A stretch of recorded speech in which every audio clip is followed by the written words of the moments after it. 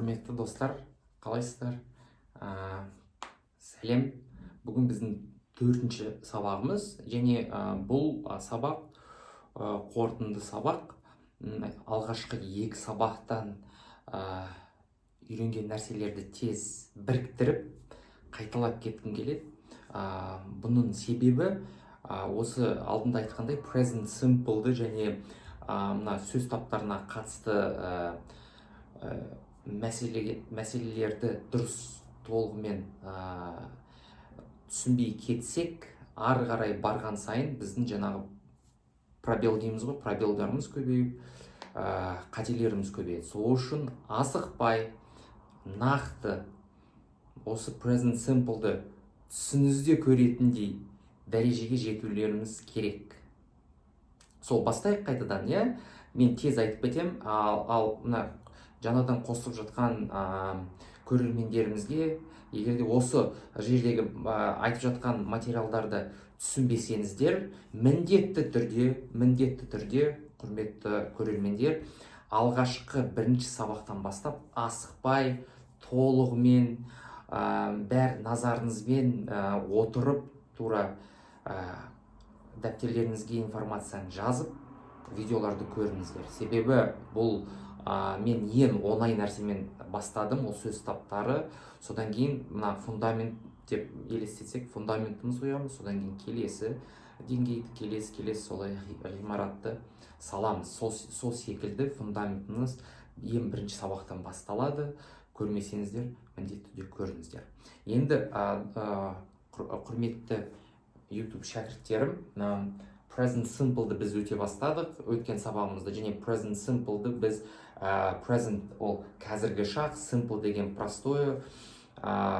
Не үшін олай простой деп кеткен? Себебі бұл сөйлем структурасы өте оңай. Ол жерде префикстар, тағы бір қосымша етістіктер қосып жатпаймыз. Сол үшін бұл ең көп тараған, көп қолданыста жүретін шақ, және оның 3 жерде қолданамыз деп айтып кеттім. Олар әдеттер. Мысалы, күнделікті сіз тісіңізді жуасыз, жұмысқа барасыз, мектептен келесіз, күн сайын қайталанады ғой. Дәл қазір қайталанып жатқан жоқ.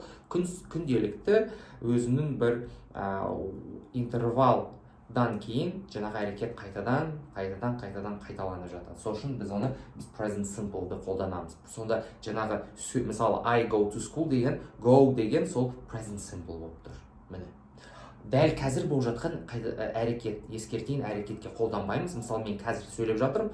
Бұл жерде мен қазір сіздерге сөйлеп жатқанда, ол кезде present simple емес, present continuous'ты қолданамыз. I am talking to you дейміз. Мен сіздерге сөйлеп жатырмын. Екінші қолданылатын жер ол фактілер. Мысалы, Almaty is in Kazakhstan. Алматы ол Қазақстанда. Факт. Ethiopia is in Africa. Ethiopia мемлекет ол Африкада. Факт па? Факт. Сонда is болып тұрған жер бұл present simple'ға жатады. Жүре ме? Және соңғысы ол пікірлер. I like bananas. Маған банан ұнайды. He likes apples. Оған алма ұнайды. Сонда бұл пікір. Сонда like бұл жерде етістікке қараймыз. Сонда present simple ол етістікке қарап жатамыз. Білесіздер ме, ең 1-ші сабақта айтып кетіп едім, ең маңызды сөз табу ол етістіктер шығар. Себебі сол етістік арқылы сіз оның қандай шақта екен, қандай өткен шақта ма, қазіргі шақ па, present continuous па, present simple ма, соның бәрін біз осы етістік арқылы біле аламыз. Жүре ме, достар? Солай. Осы 3 жағдайда біз present simple'ды қолданамыз. Осыны өте жақсылап жаттап алыңыздар. Келесі нәрсе ол present simple'ды біз 2-ке бөлдік.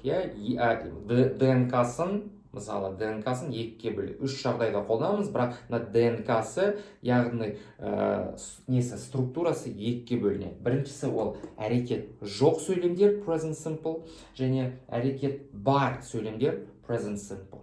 Әрекет жоқ дегеніміз, біз айтып кеттік, ол жерде 3 ғана етістік қолданамыз. Am, is, are. Болу етістіктер, бір отбасыдан шығады. бір ру десек болады, қалай ыңғайлы түсінуге. Сол бәрі үш түрлі болғанымен бәрі бір отбасыға жатады. Иә, сонда and is are, сонда әрекет жоқ сөйлемдер, ол жерде ешқандай әрекет болмайды. Және ол жерде тек қана үш етістік болады. Мысалы, қараңыздар, достар, осылай жазып жатады. I am go дейді. Go to school. Көрдіңіз бе? Түсінесіз бе? Мектеп деп тұр. Бұл жерде осыны am-ді қосып жібереді бұл жерге. Бұл жерде am жоқ, себебі go ол әрекет бар етістік. Сол үшін мына жақтағы етістіктермен шақ етістік бар, және қалған етістіктер бар. Және бір исключение бар модульный глаголдармен. Ол туралы біз содан кейін тағы сабағымыз ол туралы болады. Бірақ ұмытпаймыз, иә? Мына жақтағы етістіктермен шақ етістігі. Әрекет жоқ жерде. Және әрекет бар етістіктерді қалған go, sleep, walk, do, оның бәрі әрекет бар етістіктер. Себебі, яғни сіз оны жасағанда көзіңізді жұмсаңыз әрекетті елестетуге болады. Ал бұл жердегі, мына жердегі осы үш етістікті қолдансаңыз, мысалы he is a boy десек, бұл жерде ешқандай әрекетті көзіңізді жұмсаңыз көрмейсіз, еш нәрсе жылжып, ауысып жатқан жоқ. Түсіндіңіздер ме? Ал бұл жерде мысалы he runs десек, run ол әрекет бар ғой, көзіңізді жұмсаңыз кәдімгідей бір he ер адамның жүріп бара жатқан бейнесін елестете аласыздар. Сол айырмақшылығы. Және осы әрекет бар етістіктерге және әрекет жоқ етістіктерге екі түрлі ереже. Ең үлкен қате осы екі етістіктерді әрекет бар, әрекет жоқ, оны араластырып жатады. Себебі оны осыны түсінбейді. Бұл яғни осылай кітапта үйретпейді. Бұл өзімнің көп жыл бойы шәкірттермен енді үйретіп, соны бір қорытынды жасаған осындай жолмен мен түсіндіремін. Өте пайдалы, өте эффективный. Менің пікірім бойынша. Сол достар. Енді қараңыздар, мына жерде әрекет барға біз пока тиіспейміз, ол болашақта келеді, ешқайда қашып кетпейді. Бірінші мына оңайрағын жақсылап түсініп алайық. Бұл жерде тек қана am, is, are бар, иә? Өткен сабақта қалай сұрақ жасау керек, қалай болымды, қалай болымсыз және сұрақ сөйлемдерін қалай жасау керектігін айтып кеттік. Осыны түсінбесеңіздер, осы алдыңғы, яғни үшінші сабақты көріңіздер. Достар, үшінші нәрсе, мен осы бір үй тапсырма беріп жатырмын, сол бір қате көріп жатырмын шәкірттеріме. Сол комментарияда, сол қатені мен бірнеше адам жасап жатыр, өте пайдалы болады деймін, осы туралы айтып кетсек.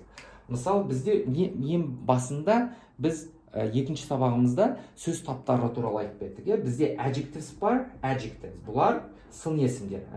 Adjectives. Содан кейін бізде nouns бар, зат есімдер. Сонда nouns деген зат есімдер бар. Қараңыздар, және бізде article'дар бар. Articles. A және N. Осы сөз таптарын толығымен қазір алдыңғы сабақтарды көрмесеңіз, осыны түсінбей жатсаңыз, онда екінші сабақты көріңіз. Міндетті түрде осыны сөз таптарын түсіну үшін. Қараңыздар. Енді adjectives бізде мысалы қандай adjective болады? Мысалы big,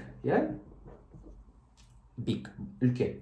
Егерде article'ды біз big деп осылай жасай алмаймыз. Сонда article'ды and біз тек қана сын есімге adjective'ға өзіне ғана қолданбаймыз. Сонда бұл a big деген, мысалы he is a big десеңіз, бұл қате. Ол үлкен дегіңіз келіп тұр, бұл қате. Сонда бұл жерде article қойылмайды. Не үшін? Қайтадан айтам, себебі бұл жерде тек қана сын есім adjective болғанда біз article'ды қоймаймыз. Қашан article'ды қоямыз? Article'ды біз қашан he is a boy, сонда тек қана зат есімге ғана қоя аламыз article'ды. Зат есімге.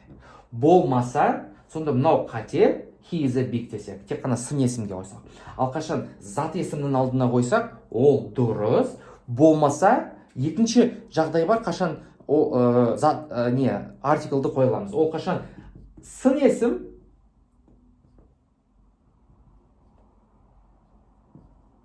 содан кейін зат есім келеді. Көрдіңіздер ме? Сонда бірінші сын есім келеді.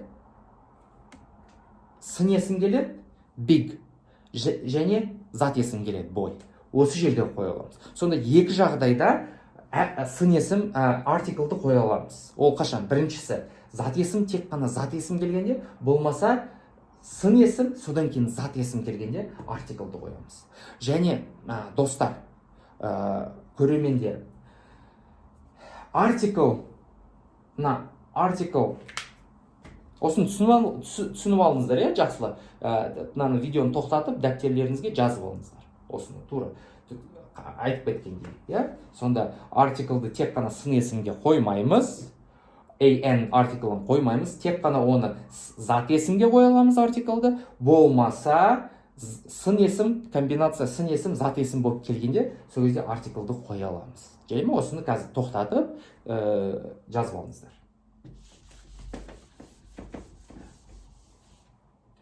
Енді қараңыз, достар. Мына үшінші тақырып жаңа айтып кеткенім болды. Және шәкіртімізден осындай бір сөйлем болды, жазды. We are happy. Біз бақыттымыз, біз қуаныштымыз. Қате бар ма? Әлде жоқ па? Ойланып көріңіздерші. Бар.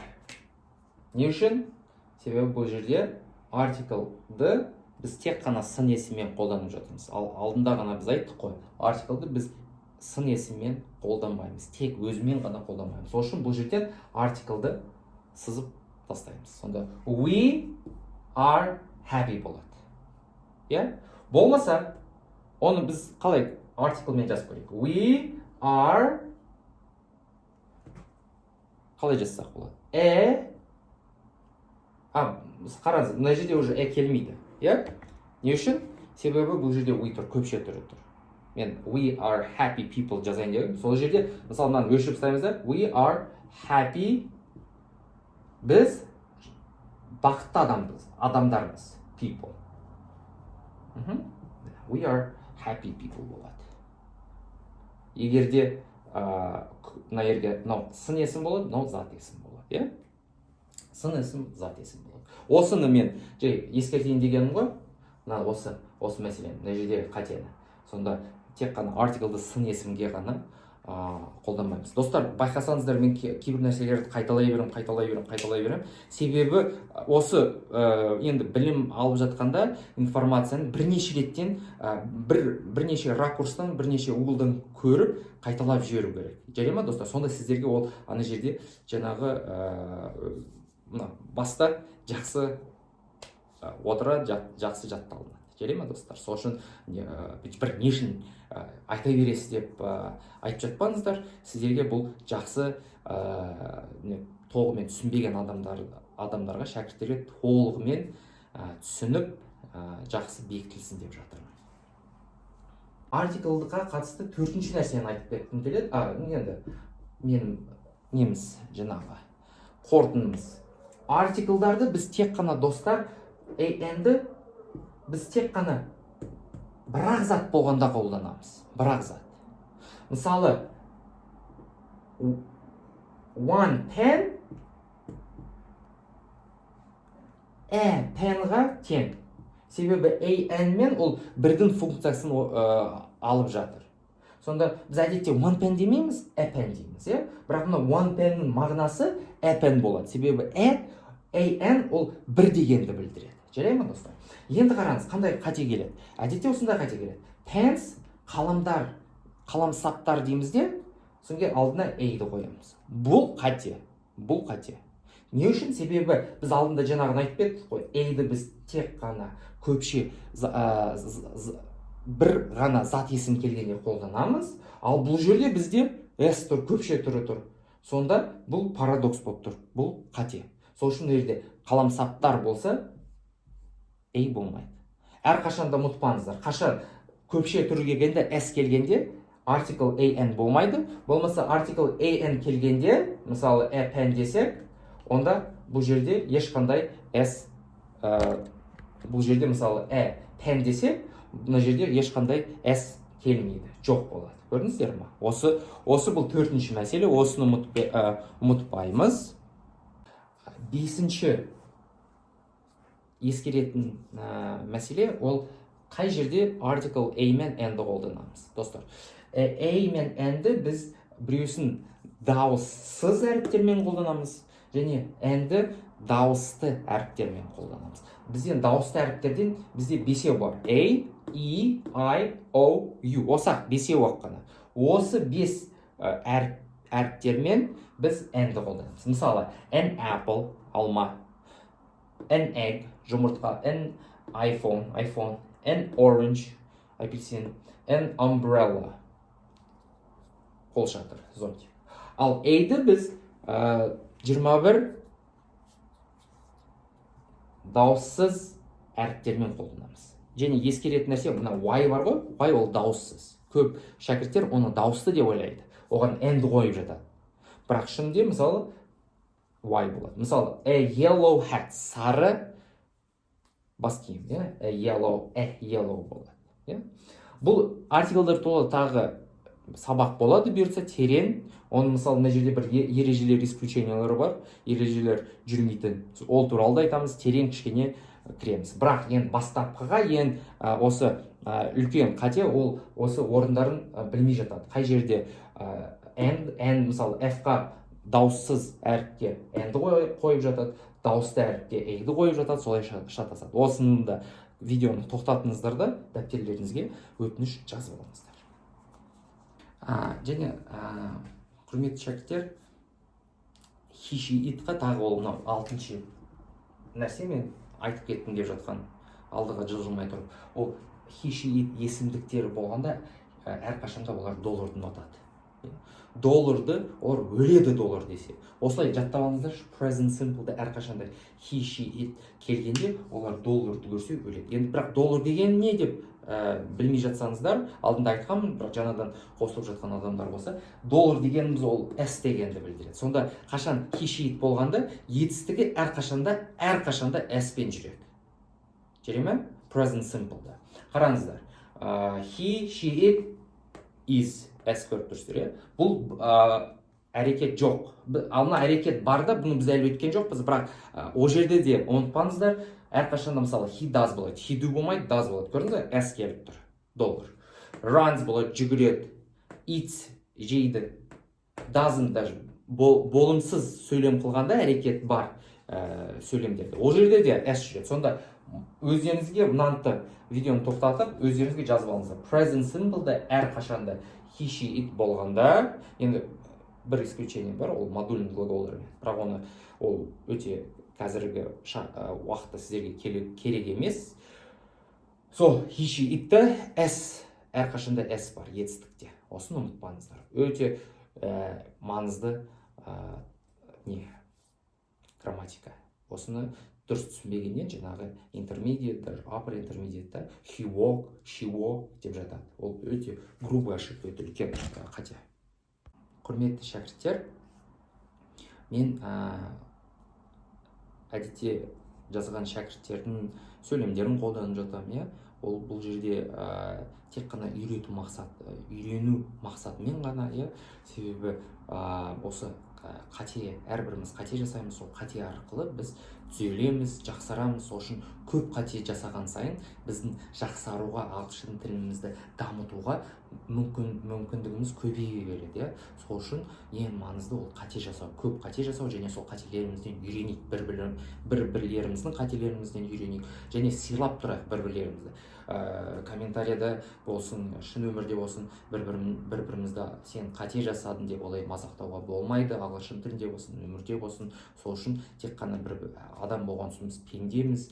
Сол қателіктер ол әрбірімізде бастан асып жатыр. Енді мына тілге қатысты болған соң айтып жатқан себебім, шәкірттер не үшін мүмкін мен сөйлемді қолданып жатыр деген сияқты айтып жатпасын. Сіздердің аттарыңызды ешкімдікін айтпаймын, просто сөйлемдерді қолданамыз, содан үйренеміз. Сол үшін сіздерге үй тапсырманы жасап жатқандарыңызға көп рахмет, тырысып жатқандарыңызға, және енді білімдеріңізге Алла береке берсін. Сонда they are not Russian composer деп жазыпты. They, олар, are not, емес, орыс композитор. Қате бар ма? Қараңыздар. They are not Russian composer. Бар. Не үшін? Бұл жерде мына зат есіммен проблема. Себебі бұл жерде олар көпше түрде келіп тұр. Олар орыс емес композиторлар. Сонда композиторлар көпше түрде келеді. Не үшін? Себебі бұл жерде they келіп тұр, есімдік. They, олар көпше түрде. Егер де есімдік көпше түрде келсе, сол мына they мен екеуі тең ғой? Тең емес па? Олар кімдер? Олар композиторлар. Бір топтама, бір кісілер туралы айтып жатырмыз, иә? Сол үшін екеуі тең болу керек. Бұл жерде көпше түрінде тұр, түрінде тұр, ал бұл жерде жекеше түрінде. Сол үшін қате болып тұр. Сол үшін бұны түзеу үшін бұны біз s қоямыз. Олар орыс емес композиторлар. Иә? Осы қате. Әдетте осы жиі кездеседі. Мысалы, мына жерде көпше түрі тұр, ал жаңағы зат есімі жекеше түрде тұрады. Осыны ескеріп жүрейік. Әрқашанда мысалы бір зат болса s қосылмайды, көпше түр болса s әрқашанда қосылады. Осымен мына біздің 4-ші сабағымыз аяқталды. Сіздерге үй тапсырма беремін. Енді кішкене үй тапсырманы қызықты қылайық. Сіздер бұл жерде сіздерден минимум деген соң 5, одан көп жазсаңыз да болады, 10, 15, 20 сөйлем табасыздар. Жазбайсыздар, табасыздар. Осы YouTube арқылы ағылшын тіліндегі әндерді табасыздар. Ол бір әннен тапсаңыз болады. Бірнеше әрбір сөйлем бір әннен бола алады. Сол 5 сөйлемді маған present simple'да әрекет жоқ сөйлемдерді тауып беріңіздер. Ол болымды, болымсыз, болмаса сұрақ ретінде келе алады. Сонда 5 сөйлем YouTube арқылы, оны қалай табасыздар? Lyrics дейсіздер. Lyrics мысалы. Қандай? We are the champions дейсіздер. Lyrics дейсіздер. Мысалы. Өлеңнің атын жазасыз да, әннің атын. Соң кейін lyrics деп жазасыз, соң кейін іздейсіз. Қандай болсын, қай ән сіз тыңдап жүрсіз, естідіңіз, білесіз. Сол әндерден жаңағы 5 сөйлемді маған жазасыздар. Мысалы, осылай айтады. We are the champions дейді. We are the champions, my friend. Сонда we are the champions. Бұл present simple, әрекет жоқ. Естеріңізде ме? Әрекет жоқ, біз әміз арғаны бар сөйлемдер дедік. Міне, бұл бір. Содан кейін осы сөйлемді жазасыз да, маған жаңа әннің атын жазасыз. We are the champions бұл жерде. Және кім орындады? Queen дейсіз, сол бір болады. Екінші, әртүрлі жанрда маған бәрібір, ең басты осы минимум 5 сөйлемді әндерден тауып комментарийда жазып кетіңіздер. Қызық па? Үй тапсырма, маған комментарийда айтып кетіңіздер, кішкене басқашалау жасап жатырмын. Сол достар, құрметті шәкірттер, келесі сабағымыз кішкене күрделі сабақ болады. Ол жерде біз present simple әрекет бар сөйлемдерге көшеміз. Ол кішкене әртүрлі формула болады. Сол бірінші осыны жақсылап түсініп алайық, достар. Сол үшін мен сізге кішкене баяу, асықпай жылжып жатырмын. Себебі фундаментіңіз мықты болсын. Осыны жақсы түсініп кетсек, жаңағы бүгінгі мәселелерді, содан кейін келесі жаңағы present simple әрекет барларға толығымен кіреміз, соны жаңағы разбор жасаймыз. Жарай ма, достар?